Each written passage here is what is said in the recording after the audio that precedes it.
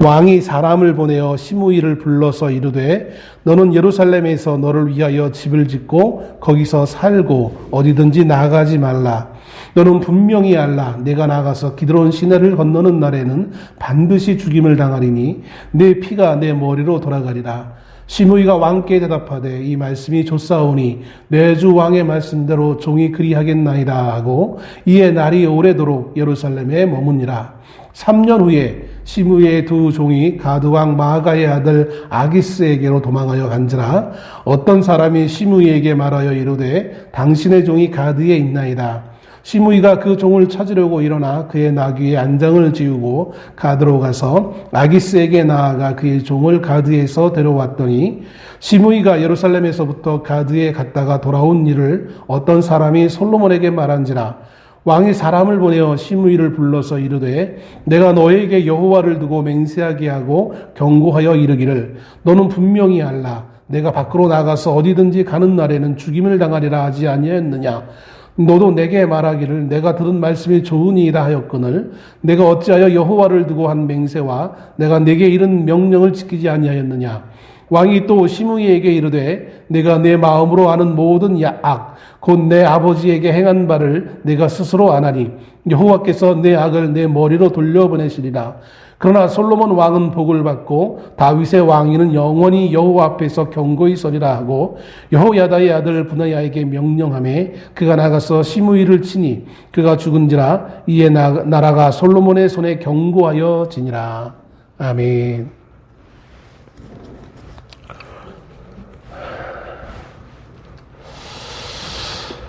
본문은 솔로몬이 이스라엘의 왕이 된 초기에 시작된 사건을 기록하고 있습니다.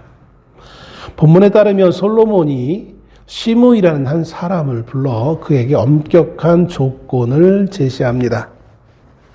그것은 다름이 아니라 앞으로 이 시므이는 예루살렘에 집을 짓고 예루살렘을 떠나지 말기를, 절대로 예루살렘을 떠나서는 안 된다는 명령을 솔로몬은 합니다. 오늘날로 얘기한다면 거주 이전의 자유를 완전히 박탈했어요. 또 정치적 용어가 있죠. 집안 가택연금을 당한 거예요. 왕에 의해서 시므이라는 사람이 가택연금을 당해서 좀 넓은 의미에서 예루살렘을 집은 집 바깥에 나가는 건 허용하되 예루살렘을 벗어나서는 안 된다라는 명령을 내리게 되어집니다. 솔로몬이 왜 이런 명령을 했을까요? 왕이 된 지 얼마 안 된 시점에 이런 명령을 한 것이거든요. 왕이 되어져서 할 일들이 얼마나 많이 있겠습니까? 그런데 그 많은 일들 가운데 솔로몬이 처음 행한 것 중에 하나가 이 시므이를 만나서 이러한 명령을 하는 것이었습니다. 무엇이 이렇게 중요해서, 무엇이 이렇게 급하길래 왕은 이러한 명령을 시므이에게 했던 걸까요? 열왕기상 2장 8절, 오늘 본문의 좀 앞에 부분의 8절에 이런 말씀이 있습니다. 바후림 베냐민 사람 게라의 아들 시므이가 너와 함께 있나니 그는 내가 마하나임으로 갈 때에 악독한 말로 저주하였느니라. 그러나 그가 요단에 내려와서 나를 영접함으로 내가 여호와를 두고 맹세하여 이르기를 내가 칼로 너를 죽이지 아니하리라 하였느니라. 이게 무슨 말씀이냐면 솔로몬의 아버지 다윗이 죽음 직전에 그의 아들 솔로몬에게 유언으로 남긴 말 가운데 하나입니다. 이게 무슨 뜬금없는 말일까? 사무엘 하 16장에 보면 다윗이 그의 아들 압살롬에게 왕위를 빼앗기고 도망쳐야 되는 상황이 일어나게 되어집니다.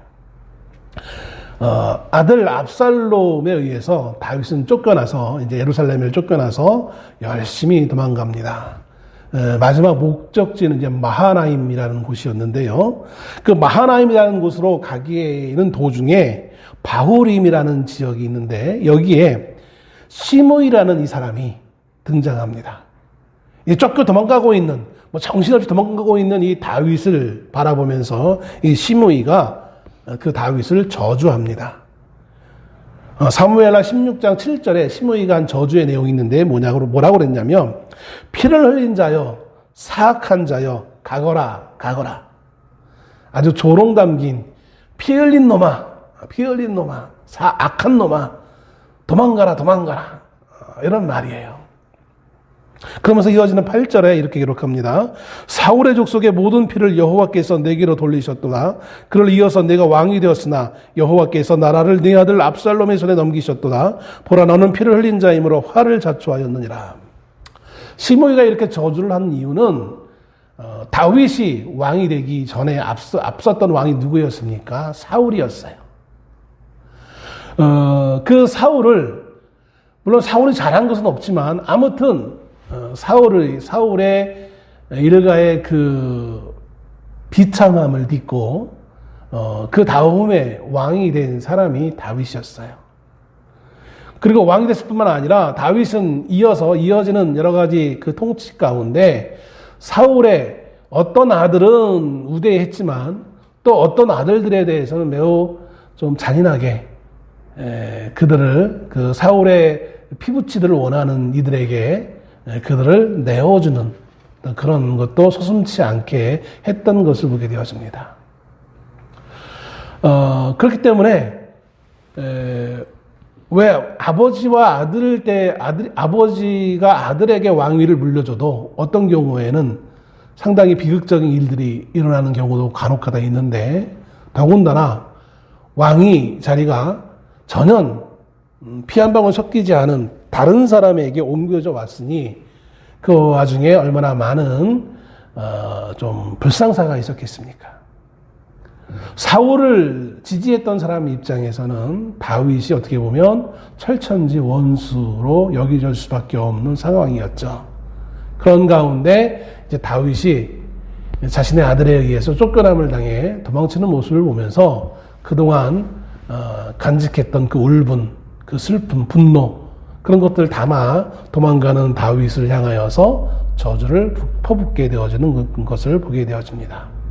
오늘날에야 표현의 자유가 있으니까 대통령이 어떻게 하든 대통령에 대해서 뒷담화를 해도 크게 다 그런 건 아니지만 크게 큰 문제가 되지 않는 경우에 민주주의 사회를 살고 있지만 고대 왕정 시대에 이렇게 말을 하는 것은 대단히 큰 문제일 수밖에 없는 것이죠.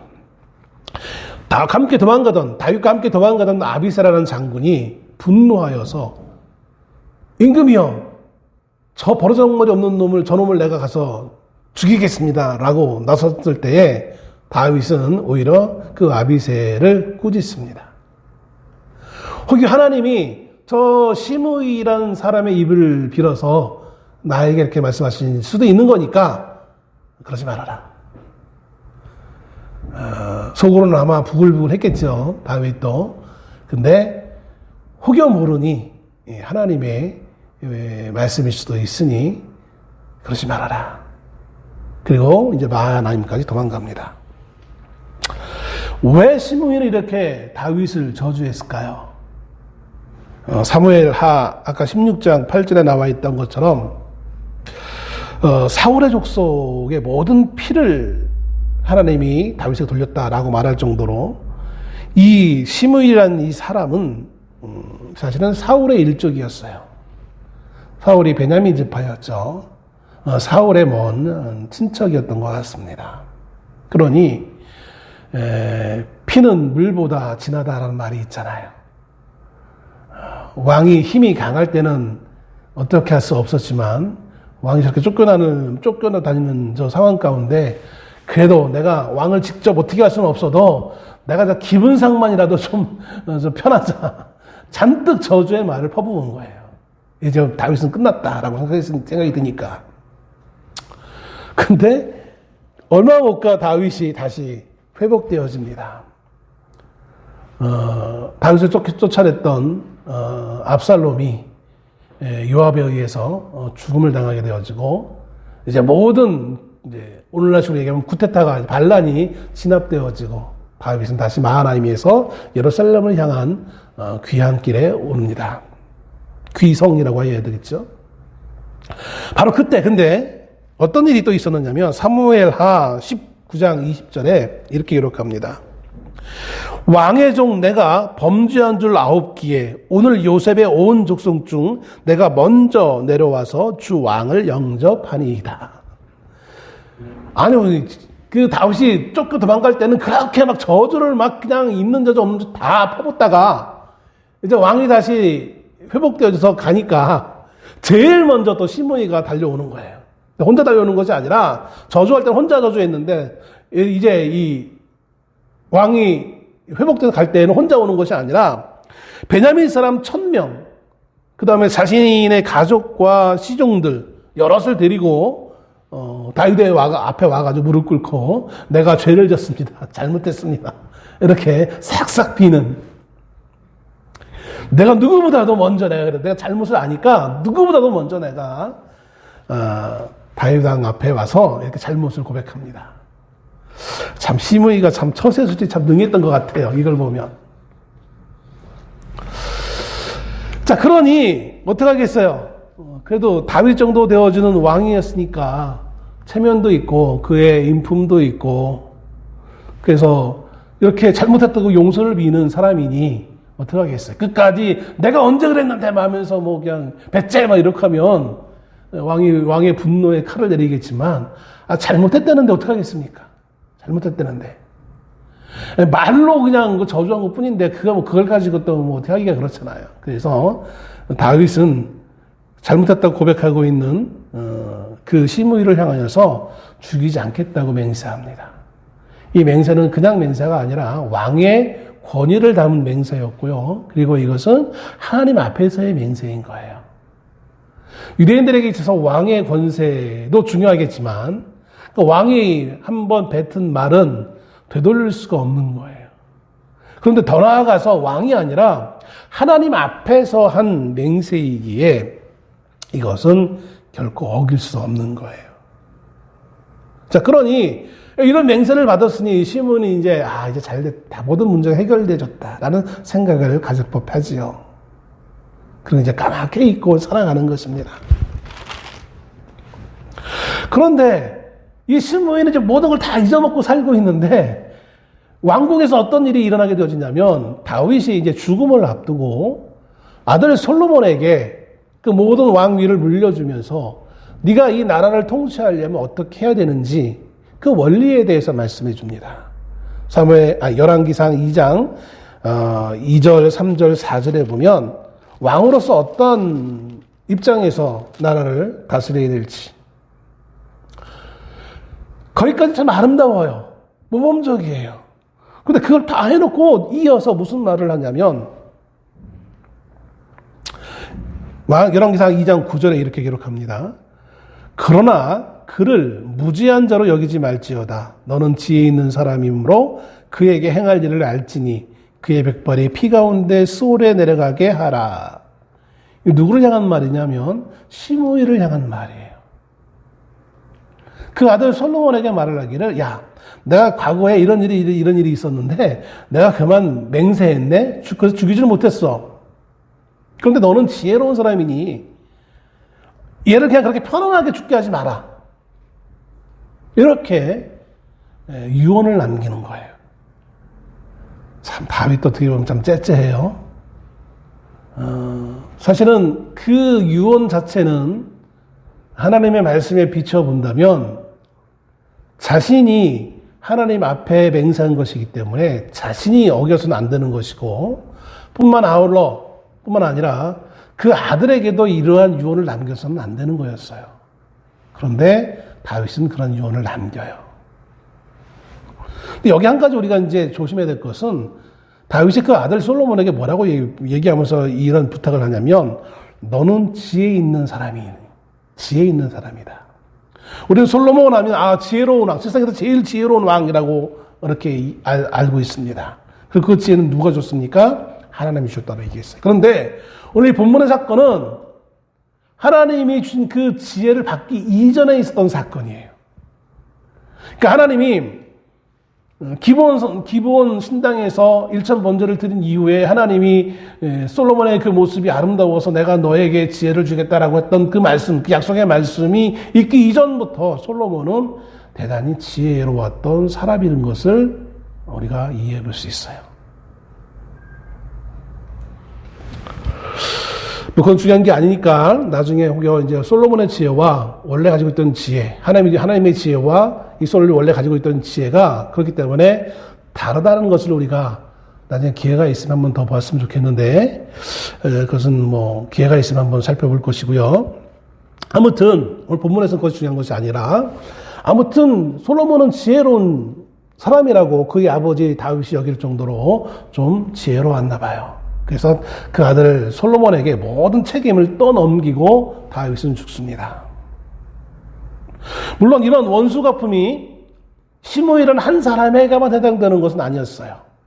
열왕기상 2장에는 이와 유사한 사람들의 이름이 언급되고 있는데, 첫 번째는 솔로몬의 배다른 형제였던, 아버지는 같지만 어머니가 달랐던 아도니아라는 형, 또 제사장인 아비아달, 또 장군이었던 요압, 그리고 마지막 시므이예요. 이 사람들의 면면을 한번 살펴보시기 바랍니다. 왕자, 제사장, 대장군, 거기에 시므이는 뭐예요? 아무것도 아니에요. 사실은 쪼잔한 사람 어떻게 보면 좀 너무 애들 말만 저랩의 정말 평범한 사람이었던 것 같아요. 물론 이제 하다 보면 이게 전혀 완전한 쪼잔한 사람은 아니긴 한데, 아무튼 다른 세 사람이 워낙 거물이기 때문에 그 거물에 비춰봤을 때 이 시므이라는 사람은 사실 그 의미도 없는 사람인데 그 시므이에 대해서 말씀하고 있는 거예요. 솔로몬은 아버지 다윗의 요구를 기억하고 있다가 이제 시므이를 향해 예루살렘을 떠나지 말라고, 그리고 이곳에서 그냥 머물러 살라고 명령합니다. 솔로몬은 왜 이런 명령을 하는 걸까요?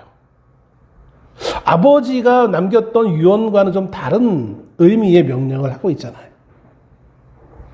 여기에 솔로몬의 어떻게 보면 지혜, 좀 나쁘게 표현하면, 원천적으로 얘기하면 그 솔로몬의 교활함이 여기에 담겨져 있는 것을 보게 되어집니다. 교활이라는 단어가 참 부정적인 의미라서, 그럼에도 불구하고 지금 이 사건을 놓고 보면 이 솔로몬의 교활함이 여기 담겨져 있어요.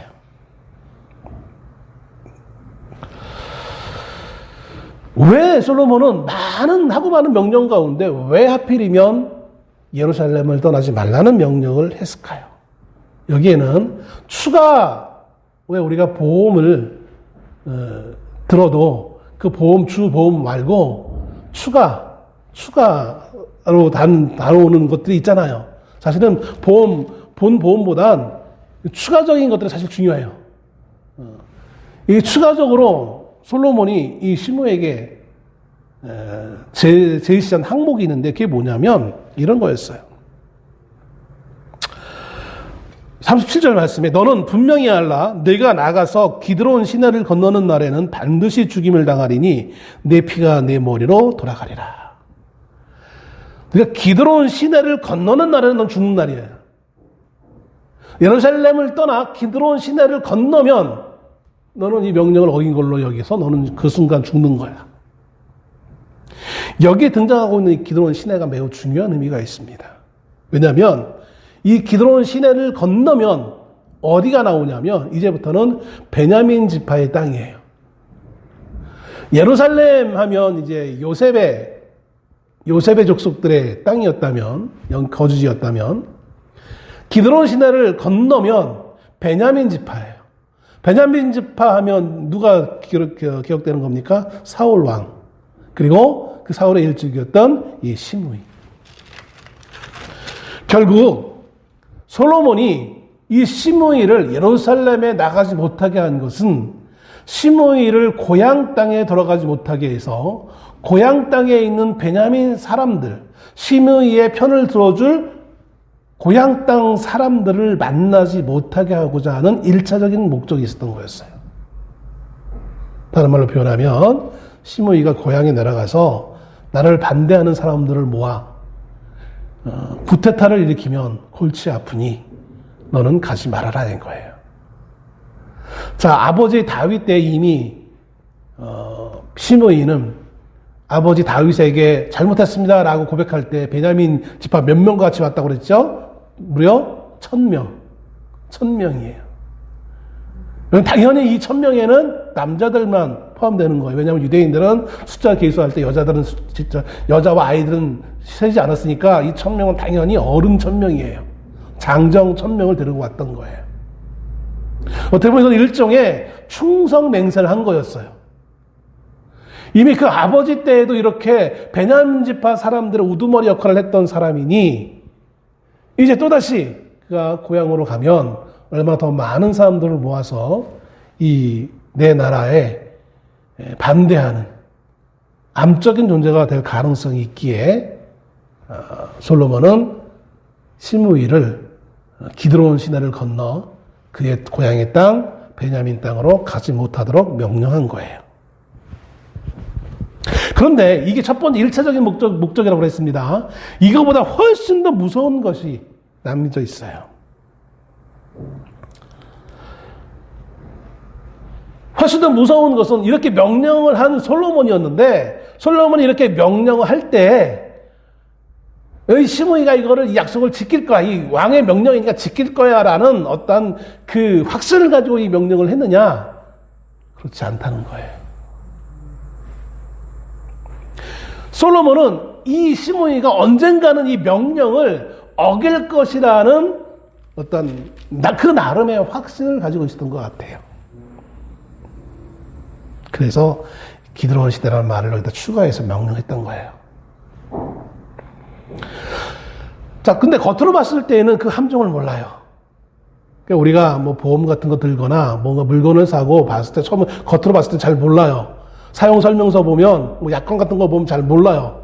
왜냐하면 조그맣게 막 그냥 뭐 우리의 함정적인 거는 조그맣게 잘 못 보게 이렇게 만들잖아요. 그것처럼 시므이가 보니까 뭐 그냥 불편은 하겠지만 고향 땅이 생각나긴 하겠지만 뭐 예루살렘을 살래는데 왕이 지금 나를 죽여도 그 당시에 뭐 어떻게 할 수도 없는 상황인데 이 예루살렘 땅에서 머물기만 하면 내가 일평생 그냥 편안히 살다가 나이 들어서 나중에 죽게 되어지면 죽는 거지 뭐 이런 생각 나에게 큰 뭐 해로운 것이 없지 않은가라는 생각을 할 수밖에 없었겠죠. 그래서 38절에 이 말씀이 좋사오니 내 주 왕의 말씀대로 종이 그리하겠나이다 하고 이에 날이 오래도록 예루살렘에 머무니라.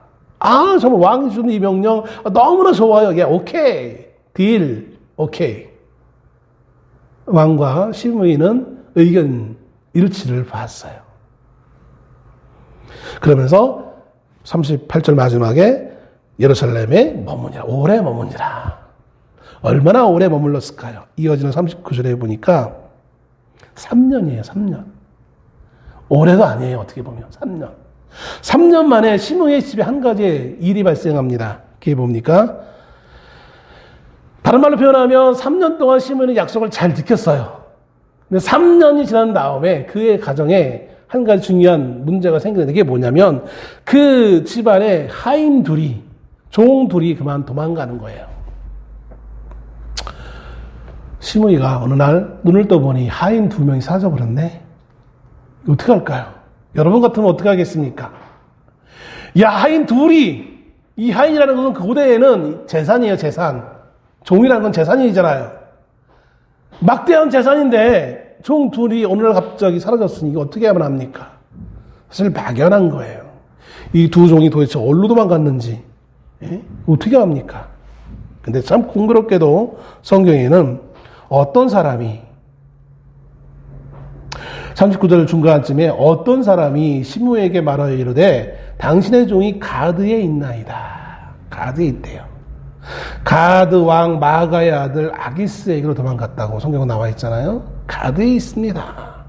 이 어떤 사람이 어떻게 알았는지 몰랐는데 모르겠지만 하여튼 알았어요. 알아서 이 시므이에게 이 종들이 도망가는 장소를 알려줍니다. 자, 그 시므이가 그 종을 찾으려고 일어나 나귀에 안장을 쥐고 가드로 가서 드디어 그 두 종을 찾아 돌아옵니다. 여기까지는 진짜 아무런 문제가 없었어요. 귀한 재산을 찾아왔으니 얼마나 시므이로서는 안심이고 좋았겠습니까? 그런데 문제는 이 사실을 솔로몬이 알게 된다는 것입니다. 41절에 또 이렇게 기록합니다. 41절 중간쯤에 41절 처음부터 읽을까요? 시므이가 예루살렘에서부터 가드에 갔다가 돌아온 일을 어떤 사람이 솔로몬에게 말한지라. 여기 또 어떤 사람이 등장해요. 시므의 종이 도망간 것을 가르쳐준 사람도 어떤 사람. 시므이가 거기 갔다 왔다고 솔로몬 왕에게 가르쳐준 것도 어떤 사람. 이 어떤 사람이 동일인물인지 아닌지는 몰라요. 이름이 없으니까. 이름을 성경에서 말하고 있지 않기 때문에. 문제는 어떤 사람이 등장합니다. 어떻게 우연의 우연은 필연 아니겠습니까? 우연이 우연을 겹치면 그것은 결코 우연이 아니게 되어지는 것이 되어지는 경우가 우리 삶에는 참 많아요. 이 어떤 사람이 시므이가 예루살렘을 떠났다 왔다는 사실을 왕에게 알렸다는 것은 그냥 한 사람이 외국에 갔다 왔는데 뭐 이거를 굳이 알릴 필요가 없어요. 그 중요하지도 않아요. 그런데 이것을 굳이 왕에게 알렸다는 것은 3년 전에 솔로몬과 시므이 사이에 맺었던 그 약속의 내용을 알고 있는 사람이어야 한다는 조건이 발생하는 거예요. 그죠? 그걸 모르면 굳이 알릴 필요가 없잖아요. 아니, 시므이라는 사람이 외국에 나갔다 왔는데 그게 뭐 그렇게 중요하다고 왕에게 그것을 보고합니까? 이걸 보고했다는 것은 이 문제가 심각하다는 사실을 인지한 사람만이 이걸 보고할 수 있는 거예요. 그러면 과연 이 사람이 어떻게 알았을까요, 그것을? 어떻게 알았을까요? 이것은 제 추측이지만, 이건 제 추측이 어디까지나 아마도 솔로몬 왕이 시므이와 그런 약속을 한 이후에 그 시므이를 혼자 내버려두지 않고 그를 감시하는 누군가를 혹은 누군가들을 한 사람이든 아니면 복수 여러 명이든 사람을 그 주변에 배치하지 않았을까라는 정황적 의심을 할 수밖에 없는 거예요. 그리고 이 의심은 어디까지 이르게 되어지냐면 시므이의 종이 도망갔을 때 어디로 도망갔는지를 어떻게 사람이 알 수 있어요? 예? 어떻게 알 수 있어요? 어떻게 때마침 공교롭게도 우연히 두 종이 도망간 곳을 가드에 도망간 것을 이 사람이 어떻게 알고 그것을 시므이에게 와서 알려줄 수 있겠습니까? 이상하지 않아요, 이게? 어쩌면 물론 이 종들이 도망간 것은 정말 종들의 문제이겠지만 그 도망간 장소를 알려준 것도 솔로몬이 시므이를 감시하게끔 파견했던 사람들 가운데 누군가가 일부러 알려준 것이 아닐까라는 의심을 할 수밖에 없는 지금 상황이 돌아가는 거예요. 이게 정치적 권모술수예요. 지금 뭐 온 나라가 누굽니까? 갑자기 이름도 잊어먹었네. 무슨 사장의 그것 때문에 좀 난리법석이에요, 지금. 집권 여당이 대통령실과 집권 여당이 뭐 국회의원 한두 사람이 지금 또 뭐 정치인들 한두 사람이 연루된 게 아니라 여러 사람이 관련돼서 지금 온 나라가 지금 뭐 떠들썩해요. 물론 이제 언론들이 잘 방송을 안 하기 때문에 모르시는 분들은 모르시겠지만 말도 안 되는 일들이 좀 일어나고 있어요. 뭐 공천 개입에 뭐 어떤 거 뭐에 하여튼 엄청난 것들이 많이 있더라고요, 보니까. 고대에도 이와 같은 일들이 지금 일어나고 있는 거예요. 사람들은 이야기합니다. 시므이가 욕심이 많아가지고, 금전에 욕심이 많아서, 그래서 왕과의 약속을 어기면서까지 그렇게 가가지고 그렇게 결국은 죽게 되어지냐, 이 어리석은 놈아라고 이렇게 말을 해요. 그런데 그렇지 않아요. 사실, 처음부터 솔로몬은 시므이를 잡을 올무를 놓고 기다렸을 가능성이 너무 농후한 거예요. 이 사건의 전개를 가만히 보면. 하나님은 이 성경을 통해서 직접적으로는 아니지만 간접적으로 지금 솔로몬의 그 잘못된 모습을 우리에게 좀 보여주고 계시는 거예요. 제가 앞서 말씀드리기를 이 2장 전체에 보면 솔로몬이 지금 죽였던 4사람의 인물들, 다 죽인 건 한 사람은 죽이지 않았지만 아무튼 4사람, 정적을 제거하는 4사람의 인물로 쭉 기록되어지고 있어요.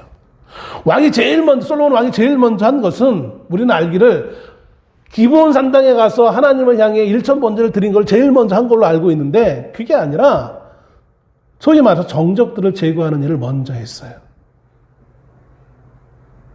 하나님은 그것을 우리에게 좀 고발하고 있는 거예요. 너희 정신 차리고 이 말씀을 제대로 알아라라고 고발하고 있는 거예요, 하나님은. 1차적으로 이스라엘 백성들에게 포로기 이후에 이스라엘 백성들에게 너희들이 그렇게 존경하는 다윗, 너희들이 그렇게 위대한 왕이라고 하는 그 솔로몬, 그들의 모습이 정체가 어떤 것인지를 정확히 알라고 하나님이 지금 이것을 기록해주고 계시는 거예요. 우리는 뭣도 모르고 위대한 솔로몬, 대단한 부자, 지혜로운 왕 솔로몬 추앙하고 있는데 솔로몬의 민낯을 하나님이 그대로 지금 낱낱이 까고 있는 거예요. 왜냐하면 지금 이 시므이를 잡기 위해서 이 함정을 파놓고 있는 이 솔로몬의 이 왕의 이 모습은 하나님이 기뻐하는 것이 아니었어요. 잠언 26장 27절에 함정을 파는 자는 그것에 빠질 것이요 돌을 굴리는 자는 도리어 그것에 채리라. 하나님이 함정을 파는 자, 올무를 놓는 자를 싫어하셨기 때문에 그렇게 말씀하고 있는 거예요. 심지어 이런 일을 향해 하나님 뭐라고 말씀하시냐면 이런 자는 악한 자다, 악인이다 라고 말씀하세요. 내 백성 가운데 악인이 있어서 새 사냥꾼이 매복함같이 지키며 덫을 놓아 사람을 잡으며 새장에 새들이 가득함같이 너희 집들의 속임이 가득하도다. 그러므로 너희가 번창하고 거부가 되어. 예레미야 5장 26절 27절이에요. 너희들이 부자가 된 거는 정당한 방법으로 부자가 된 것이 아니라 마치 사냥꾼이 새를 잡기 위해 덫을 놓는 것처럼 사람들을 그렇게 함정에 빠뜨려서 억지로 사람들의 것을 빼앗고 착취하여서 사람들을 속여서 너희가 부자 된 거 아니냐. 그러니 이것을 어떻게 내가 이 나라를 심판하지 않을 수 있겠느냐 라고 하시는 것이 예레미야의 말씀이에요. 시편 5편 6절에도 거짓말하는 자들을 멸망시키시리이다. 여호와께서는 피 흘리기를 즐기는 자와 속이는 자를 싫어하시나이다.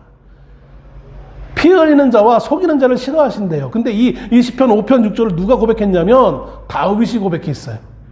근데 지금 누가 속이고 있어요? 그 다윗의 아들인 솔로몬이 속이고 있는 거예요. 이게 얼마나 역사의 아이러니인지 몰라요. 우리가 고백하는 이 고백과 우리의 삶이 얼마나 이렇게 철저히 이율배반적이고 정반대의 모습을 살고 있는지 몰라요. 교회 와서는 거룩한 막 하나님을 찾으며 기도하고 막 사랑합니다 형제 자매 하다가 바깥에 나가서는 그 입으로 얼마나 많은 저주의 말을 내뱉으며 쌍수를 하며 우리는 살아갑니까? 이거 하나님이 싫어하신다는 거예요. 솔로몬이 시므에게 말을 합니다. 43절에 내가 어찌하여 여호와를 두고 한 맹세와 내가 내게 이른 명령을 지키지 아니하였느냐. 너는 하나님 앞에서 한 맹세, 내 말을 거역했다라는, 그러니까 너는 유죄라는 거예요. 근데 사실은 솔로몬에게 이렇게 말할 수 있는 자격이 됩니까? 솔로몬이 시므에게 너 어떻게 하나님 앞에 한 맹세를 어겨라고 말할 그런 정당한 권리가 있어요? 그의 아버지 다윗이 하나님 앞에 맹세했던 건데, 그렇게 되다 보면 그 부자가 먼저 하나님 앞에 자신들의 한 맹세를 지금 어기고 있는 것인데, 앞에서 말씀드렸지만 많은 사람들은 이 부분을 해석함에 있어 시므이가 너무 욕심이 많았어. 도망간 그 하인들에게 놔주면 그럴 일이 일어나지 않았을 거 아니야. 놔주지. 굳이 왜 하인 둘을 잡으라고 그 머나먼 길을 갔다가 와, 그랬어. 근데 여러분, 그 당시에는 도망간 하인을 다시 잡아오는 것이 주인의 권리예요. 욕심이 많아서가 아니라 당연한 주인의 권리예요. 뭐 성경이 뭐 노예제도를 뭐 인정하느냐 그걸 떠나서 하나님은 우리의 연약함을 아시기 때문에 그 당시 사회 보편적인 어떤 그 법칙들을 그 안에서 지나치게 사람들 억압하는 것들을 좀 제어할 뿐인 것이지 너무나 혁명적이게도 막 그냥 시대를 앞선 어떤 그런 모습으로 살아가려고 이렇게 말씀하시지 않았어요. 당연한 주인의 권리예요. 도망간 하인을 데리고 오는 거는. 그리고 그는 반드시 주인이 가서 데리고 와야 되는 거예요, 사실은. 당연한 자신의 권리를 행사하고 있는 시므이 앞에 솔로몬은 뭐라고 얘기하냐면 왜 약속 어겼어? 근데 여기에 참 또 다른 솔로몬 왕의 교활함이 담겨 있는데 아까 추가 조약이 있다고 그랬잖아요. 추가 조약. 그게 뭐였어요? 예루살렘을 떠나지 말라만 있는 게 아니라 어디를 건너지 말라고요? 기드론 시내. 예루살렘 서쪽으로 가지 말라는 거였어요. 근데 왜 시므이가 뭐 시간이 3년이나 지났으니까 잊어먹었을 거야 라고가 아니라 왜 시므이가 이 말씀을 어길 수밖에 없었느냐면 시므이가 간 가드는 기드론 서쪽이 아니에요. 정반대 방향 동쪽이에요. 추가적인 그 조약에 위배되는 것이 전혀 없는 거였어요. 당연히 도망간 하인을 데리고 오기 위해서 자신의 권리를 행사하는 그쯤이야 별거 아닌 것으로 시므이는 여겼을 거예요. 물론 오늘 본문의 말씀에 제가 시므이를 합리화시키기 위해서 시므이가 옳은 사람이다라고 말씀하기 위해서 이 본문 말씀을 전개하고 있는 것은 아닙니다. 분명히 잘못을 저질렀고 그리고 그 잘못을 고백했을 때 용서함을 받았던 사람이에요.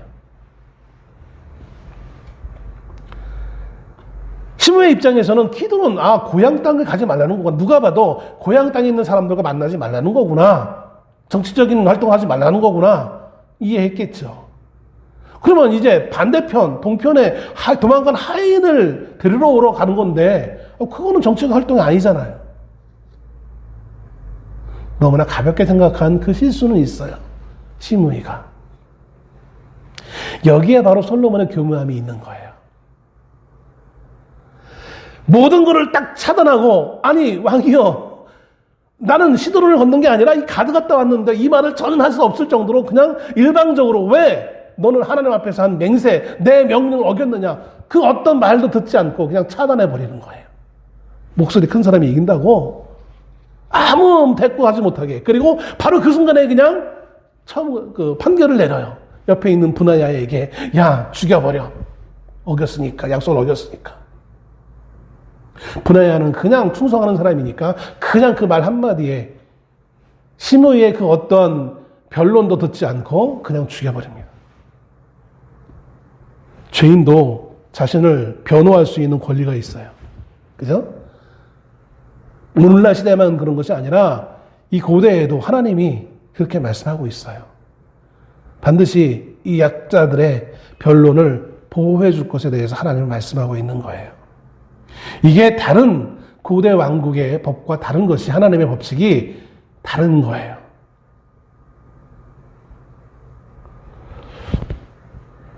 솔로몬은 바로 여기에서도 자신의 지혜를 사용해서 자신이 행동할 기회로 여기고 분하야에게 시므이를 죽일 것을 명령합니다. 그리고 나자 어떤 결과가 일어나게 되어집니까? 마지막 절에 이렇게 표현하고 있죠. 마지막 절 46절 마지막 부분에 그가 나가서 시므이를 치니 그가 죽은지라 이에 나라가 솔로몬의 손에 견고하여지니라. 언젠가 열왕기상 이 말씀 우리가 지금 열왕기상을 수요일 날 강의하고 있죠. 말씀할 때도 말씀드렸지만 견고하여졌어요. 왜? 반란을 일으킬 만한 수계를 죽였으니 당연히 견고해지겠죠. 솔로몬을 대적할 만한 위치에 있는 모든 사람들을 다 죽여버렸으니 견고해지겠죠. 당연하겠죠. 이제 누구도 솔로몬 앞에 왕이여 그럴 수 없습니다. 아닙니다라고 말할 수 있는 사람이 이제 남아나지 않은 거예요. 왕권이 강화됐어요. 긍정적으로 본다면 왕권이 강화된 거고 부정적으로 여긴다면 왕에게 바른 말을 할 사람이 아무도 없게 되어진다는 거예요. 절대 권력은 절대 타락한다고 하죠. 자, 중요한 것은 오늘 다윗이 솔로몬이 왕이 될 때에 2장 2절부터 3절 걸쳐서 왕으로서 이제 나를 어떻게 다스려야 될지에 대한 그 원칙을 하나님의 말씀에 따라 전해줍니다. 그 말씀을 적용하는 것이 4절 말씀이에요. 자, 그런데 오늘 지금 이 솔로몬의 행동에 하나님이 계실까요? 안 계실까요? 하나님이 역사하십니까? 솔로몬과 함께 하십니까? 하나님의 뜻이 이루어진 것입니까? 솔로몬은 자기의 입으로는 너 왜 하나님의 명령을 지키지 않아? 라고 하면서 하나님을 들먹이면서 마치 자신이 하나님의 뜻을 이루는 하나님께 충성하는 사람처럼 자기를 묘사하고 있지만 여기 하나님이 계시지 않아요. 우리는 참 착각할 때가 많아요. 우리가 입으로 하나님을 찾는다고 우리 안에 하나님이 계시는 거 아니에요. 우리가 하나님을 위해 한다고 하는 그 모든 행동들이 다 하나님을 위한 행동이 아닐 때가 더 많은 것을 여러분 우리 알지 않습니까? 내가 하고 싶은 대로 하는 것이지 정말 하나님의 뜻대로 하는 것이 우리가 몇 개나 있습니까? 나를 위해 행동하면서 다 하나님을 위한 거야. 우린 이렇게 착각하고 있지 않습니까? 이스라엘 백성들처럼. 다윗과 솔로몬은 어떻게 하나님의 길을 걷고 있습니까? 하나님의 길을 걸어야 된다라고 말씀하고 있어요. 성경은. 다윗에게도 그렇게 말했고 솔로몬에도 그렇게 말하고 있어요. 정말 이들은 하나님의 길을 걷고 있습니까? 그러면 하나님의 길을 걷고 있다면 당연히 하나님이 함께 계셔야 돼요. 근데 하나님이 어디에 계실까요? 처음 이 하나님이 약속하실 때에 2장 4절 말씀, 여호와께서 내 일에 대하여 말씀하신 길을 만일 내 자손들이 그들의 길을 삼가 마음을 다하고 성품을 다하며 진실을 내 앞에서 행하면 이스라엘 왕 위에 오를 사람이 내게서 끊이지 아니하리라 하신 말씀을 확실히 이루게 하시리라. 여긴 하나님이 직접 말씀하신 것이기 때문에 하나님이 함께 계세요. 거기 분명히 계세요. 그런데 수많은 하나님이라는 단어가 많이 나오기는 하지만 그 사건에는 하나님이 안 계세요. 하나님이 계신 게 없어요. 그냥 자기가 말했을 뿐인 것이지 하나님이 계시지 않아요. 아도니아를 죽일 때, 요압을 죽일 때, 시므이를 죽일 때 그 모두 하나님은 하나님의 말씀이 아니라 단지 왕이 스스로 왕의 입을 통하여서 하나님을 말했을 뿐인 것이지 하나님이 계시진 않아요. 유일하게 하나님이 말씀하신 것이 있는데 그게 뭐냐면 27절이에요. 아비아달을 쫓아내어 여호와의 제사장 직분을 파면하니 여호와께서 실로에서 엘리의 집에 대하여 하신 말씀을 응하게 함이더라. 아비아달을 제사장직에 쫓겨냈을 때, 늙은 아비아달을 쫓아냈을 때 그때는 그것이 하나님의 일을 하는 것이라고 하나님의 말씀을 하시는 거예요. 그러니까 그 외에 3명을 죽였을 때는 하나님이 하시는 것이라고, 하나님이 이룬 것이라고 성경 어디에도 기록하고 있지 않아요. 그냥 솔로몬 스스로가 나는 하나님의 일을 한 거야 라고 말할 뿐이, 선언할 뿐인 것이지. 인간이 그렇습니다. 내 목적을 이루기 위해, 내 욕심을 이루기 위해 하나님을 언급하는 것이지 정말 하나님을 위한 행동을 하지 못할 때가 너무나 많은 것을 보게 되었습니다. 우리의 삶의 현장에서 우리가 살아가는 매 순간 하루하루가 하나님이 계시는 삶을 살아야 되는데 왜 하나님이 계시는 삶을 살지 못할까요? 그것은 내가 하나님 말씀대로 살지 않기 때문에 그런 거예요. 내 욕심과 내 뭔가 욕망을 이루기 위한 삶을 살지 하나님의 말씀을 이루기 위한 삶을 살지 않기 때문에 우리의 입으로는 하나님을 찾지만 내가 하나님의 일을 했다고 하지만 하나님 그것을 인정하시지 않는 거예요. 솔로몬이 위대한 왕이 되고 부자가 됐는데요. 부자가 됐다고 해서 그것이 하나님이 기뻐하시는 것은 아닙니다. 성경 어디에도 부자가 됐다고 하나님이 함께 하셨다고 말씀하고 있지 않아요. 부자가 되는 것이 하나님 뜻이라고 말씀하고 있지 않아요. 물론 그렇다고 가난한 것이 하나님 뜻이라고도 말하고 있지는 않지만 중요한 건 가난한 것 중요한 것이 아니라 우리가 살아갈 때에 무엇을 목적으로 살아가느냐는 거예요. 입으로 아무리 하나님을 찾으며 외치며 천만 번을 외치며 살아가도 우리의 삶의 여정이 하나님의 말씀을 지키기 위한 여정이 아니라면 그것은 하나님이 함께 계시는 삶이 아닌 것입니다. 하나님이 거기 계시지 않는다는 거예요. 무소부지하신 그 하나님이 그때만큼은 거기에 계시지 않는 거예요. 외면하는 거예요.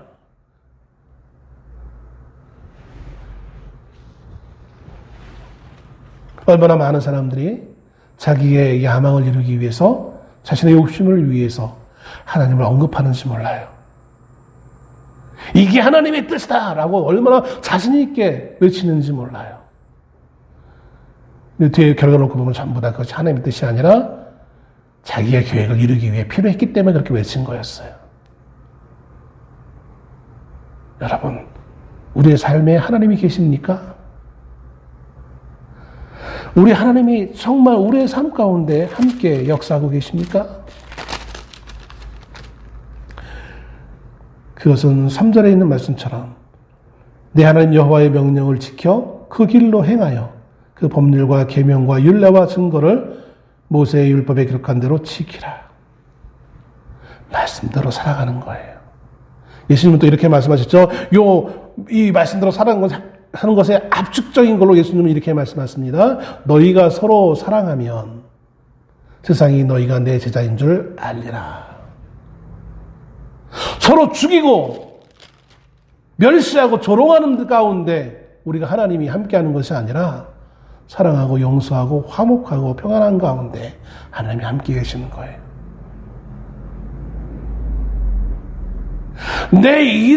내 목적을 이루기 위해 살아가는데 하나님이 함께하는 것이 아니라 내가 하나님의 말씀을 지키기 위해 오늘 내 삶은 어떤 하나님의 말씀을 지키는 삶이 될까 좀 생각하며 살아갈 때 거기에 하나님이 계시는 거예요. 내가 하나님의 말씀을 무시하는데 어떻게 하나님이 나의 삶과 함께 하실 수 있습니까? 내가 하나님을 자꾸 생각해야만 하나님의 말씀을 지키려고 애써야만 비로소 하나님이 우리를 돌봐주시고 우리와 함께 하시는 거예요. 이건 구원과는 상관이 없는 거예요. 구원과는 상관없이 이미 구원은 우리의 것이고 구원 못 받아하는 건 겨우 그것 때문에 무서워서 그냥 믿는 척 하지 마시고 구원과는 상관없이 하나님이 함께 계심의 삶에 있어서 내가 오늘 어떤 행동으로 어떻게 살아가서 내가 하나님의 말씀을 좀 지킬까? 어떤 부분에서 하나님의 말씀을 지킬까라고 묵상하며 살려고 애쓸 때 거기에 하나님이 계심을 우리가 발견할 수 있는 거예요. 여러분, 이것이 우리의 은혜로운 삶이 되시기를 주의 이름으로 축원합니다. 기도하겠습니다.